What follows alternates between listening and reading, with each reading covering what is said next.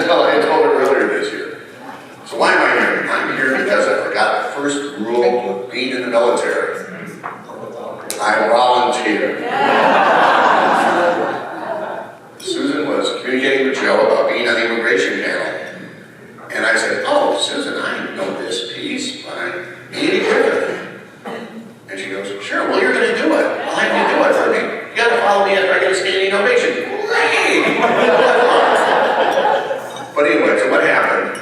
This freckle-faced little kid with glasses was home a lot because I had been in the hospital and ill.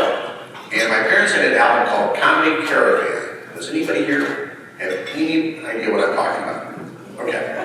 Comedy Caravan was an album, two-sided. It had Stan Freberg, and it had a Minnesota comedian, I think his name was Ole Olson. And it had two pieces by Andy Griffith. One was Romeo and Juliet, which I had no idea about Romeo and Juliet at that time. I was 8 years old. And the other was What I'm Going to Do for You Tonight. My school, Garlow School in Dakota Heights, had a talent show. And this little 8-year-old kid decided to do this piece for the talent show. Now, talent show was grades 1 to 8. So 6th, 7th, 8th graders were making play instruments and sing and dance. And I say, and I'm like this tall. I'm going to do this piece. So I played that record 50 or 100 times. My mother must have been crazy. But she took it, and I memorized it, and I did it, and this is only the second performance in 60 years.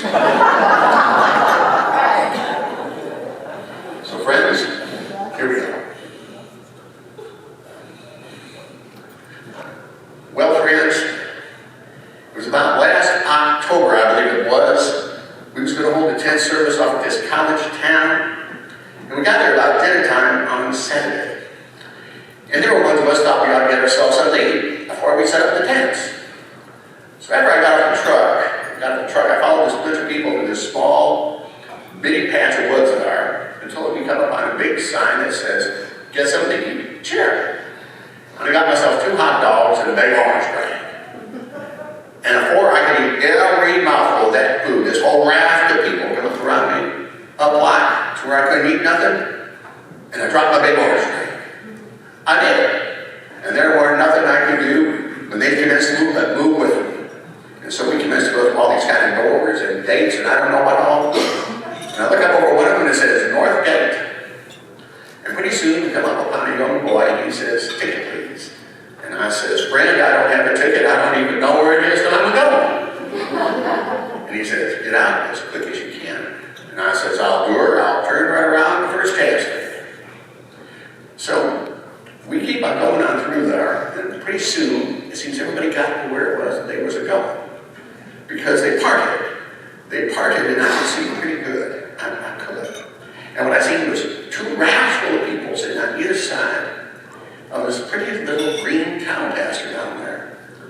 And someone had took and drawn white lines all over it and drove posters in it, and I don't know what all. And I looked down there and I seen 5 or 6 convicts running up and down and blowing whistles. And then I seen these pretty girls in these itty bitty short dresses and they're dancing around. And I thought I'd sit down and see what it was that was going to happen. So I did that. And pretty soon, 30 or 40 men come running out of one end of a great big outhouse down there. And everybody on my side, they got up and hollered. And then 30 or 40 men come running out of the other end of that outhouse, and then the other bank full, they got up and hollered. So I turned to this fellow who was sitting beside me, and I says, friend, what is everybody hollering for? And he whops me on the back and says, buddy, have it right. I said, I think I will have another big orange. And I got it, and I said, bad now. Now I was going there, he was 2 bunches full of men, and got in 2 groups real close together. And they voted. They voted and they elected 1 man apiece. And these 2 men went out in the middle of that cow pasture and shook hands like they hadn't seen each other in a long time. And then a convict comes out, takes out a quarter, and they commence to odd man right then and there. Well, pretty soon I seen what it was odd man at 4. You see, each bunch full of these men wanted this pretty little pumpkin to play with. And I'll tell you, they're good at it because they kicked it all evening and it never busted.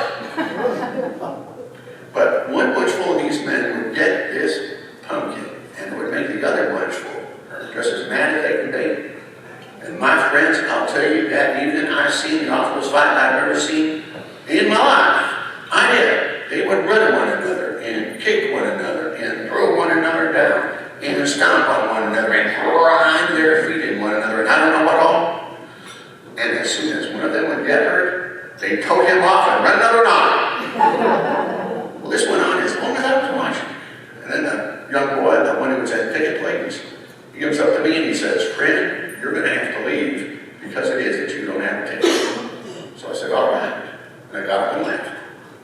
And you know, friends, to this day, I don't know what it is that they was doing down there. But I have studied about it.